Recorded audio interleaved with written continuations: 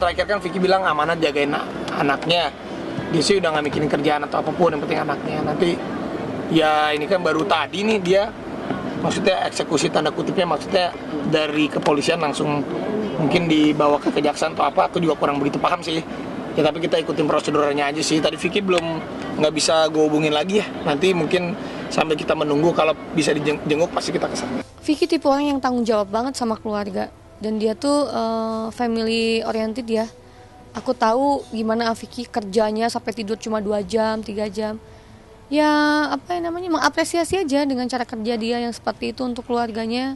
Dia ingin hidup mandiri, dia ingin hidup sukses dengan di atas kakinya sendiri. Hebat lah. Dan sekarang ya mau gak mau Vicky harus ngelakuin hal ya, harus nitipin anak-anaknya. Kalau gak dititip malah gak ada yang ngurus kan.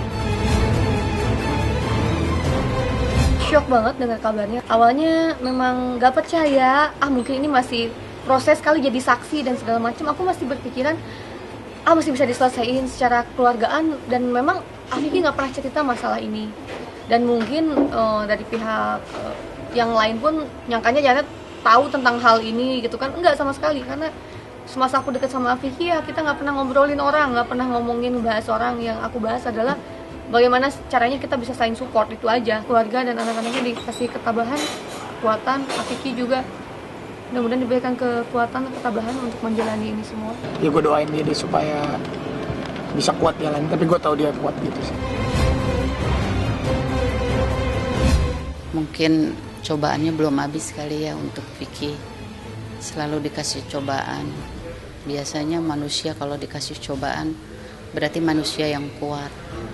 Keikhlasan itu kan lebih berharga dari segalanya. Kalau kita semua lebih ikhlas, lebih redo, lebih bisa menerima, insya Allah ke depannya akan lebih baik buat anak saya.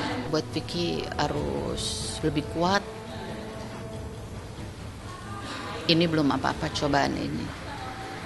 Manusia semua pasti punya cobaan. Saat itu sih marah, nangis, marah saya.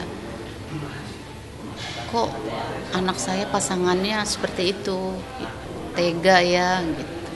Padahal Vicky berjuang untuk dia. Demi Allah Rasulullah, aku nggak ada rasa sakit hati enggak. Alhamdulillah, saya terus katakan ini kesabaran saya selama 2 tahun akhirnya terjawab gitu. Memang buat saya memang ini bukan hal yang gampang, saya harus menunggu 2 tahun. Sebenarnya kalau dibilang secara manusiawi buat saya ini terlalu lama gitu. Saya bukan bicara di sini masalah puas hati dan atau bagaimana, tapi buat saya memang harus diberikan pembelajaran buat satu keluarga karena memang adik-adiknya, ibunya, semua keluarganya itu tidak ada rasa penyesalannya dari awal, ya. Tidak ada rasa penyesalannya, dan yang bikin saya, mendorong saya maju terus adalah korbannya banyak banget, Mas. Semua bukti sudah dipegang oleh pihak kepolisian, dan kalau dia bilang dia bisa itu buktikan saja. Ini kan yang dilakukan ini sudah 5 kali. 5 kali kejahatan.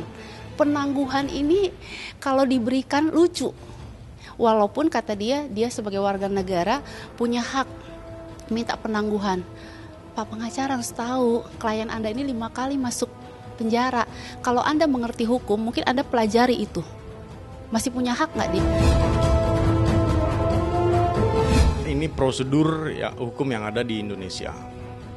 Melakukan penahanan, menyidangkan, itu adalah prosedur. Kenapa dilakukan penahanan, itu adalah prosedur. Dan dia tidak bisa mengelak. Dan terbukti dia kan berapa kali dipanggil juga mangkir kan begitu. Arti kan dia ada rasa takut.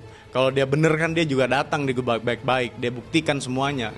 Ini kan enggak, dia takut. Berapa kali dia mangkir, sampai endingnya nanti ketuk palu semuanya. Itu insya Allah saya akan juga datang juga untuk menyaksikan persidangan-persidangan tersebut. Vicky Prasetyo ini dan satu keluarga itu sudah berhasil menggiring opini. Saya akan melaporkan satu keluarga yang masuk ke dalam rumah saya, termasuk pengacaranya yang nendang pintu saya. Ada juga manajer bandnya, itu nendang pintu saya juga, dan semua orang yang masuk ke karang rumah saya, termasuk ibunya di depan rumah saya.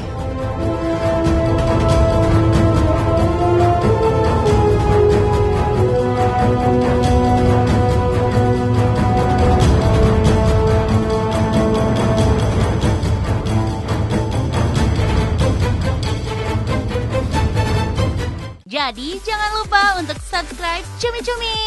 Ditekan ya tombol lonceng merahnya.